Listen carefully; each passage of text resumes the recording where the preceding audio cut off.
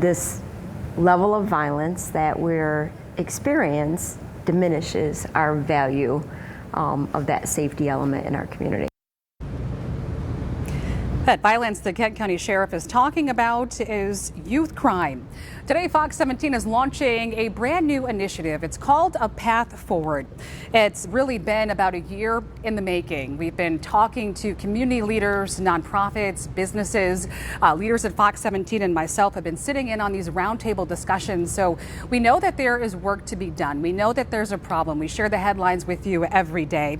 And that's where A Path Forward comes in. We want to use our platform for good when it comes to highlighting this problem, but also to build bridges between families and the community for a safer West Michigan.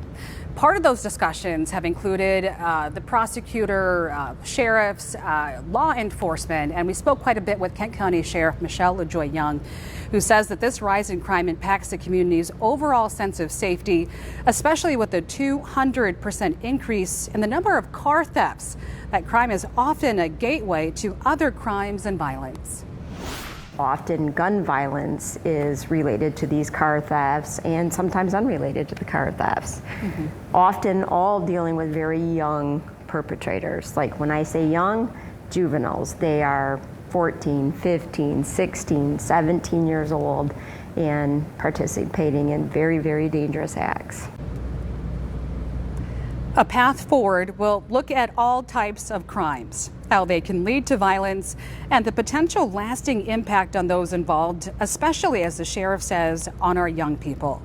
According to the CDC, youth violence is a serious public health problem.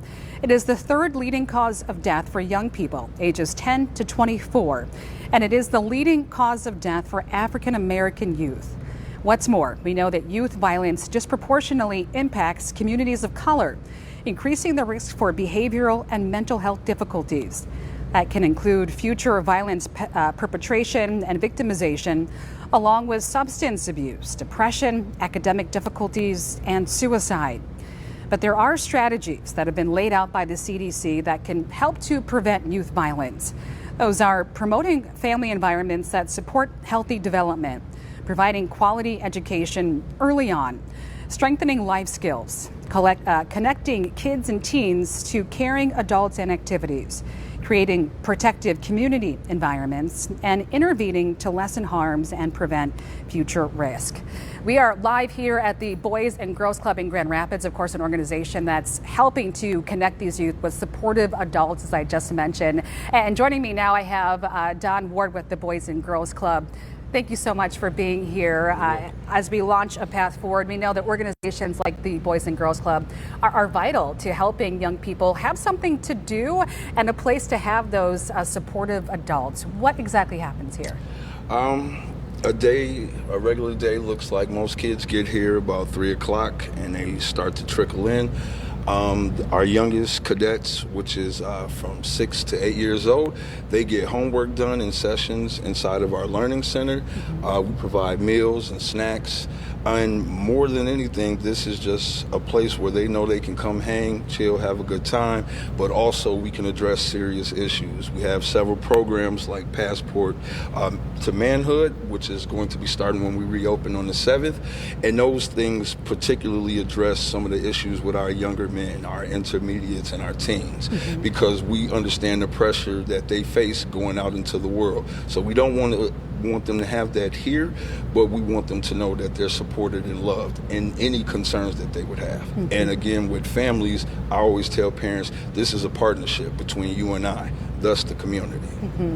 We're standing here on the basketball court, so even if it's just to come here, shoot some hoops, burn some energy. We have a lot of kids come get their run on, and then they're out the door. So everybody has something different. We have the art room, great leaders in there, a bunch of different things that we do, go on field trips and so forth. So it's just really enriching the whole child and getting them to a place of understanding, because we have a lot of kids that have crazy outside lives, and this should be one place that they can feel safe, loved, and they love coming because they run through the doors. And of course, we always have to redirect and guide them and so forth, but that's part of the process.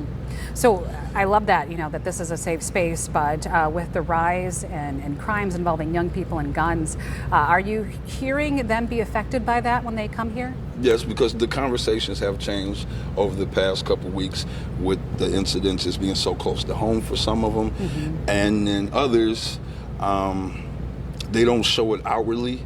It's more of their attitude and demeanor has changed.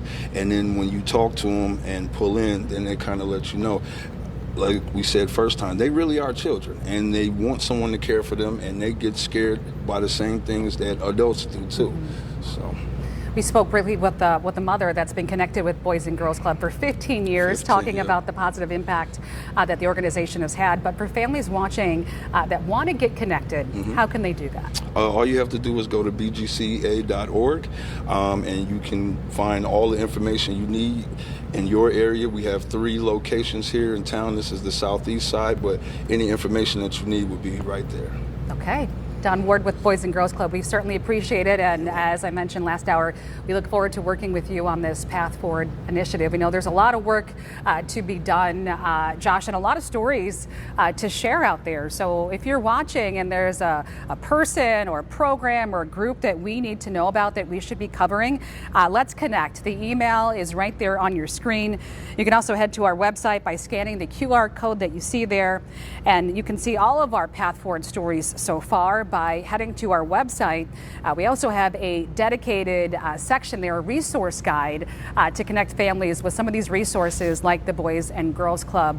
Josh, a big part of this is also highlighting the positive that we see out there, the people that are working directly with youth here, boots on the ground, as you might say, and we are just beginning that effort. We know that there are a lot of stories to tell, and hopefully we can help to build a bridge to connect families and build a safer West Michigan with this initiative. Yeah, and Janice, I know you've been working on this for a while, and that work extends beyond here with our team at Fox 17. I know it's a large group of people who have an interest in this, and a lot of great stories to tell, and stories ahead as well.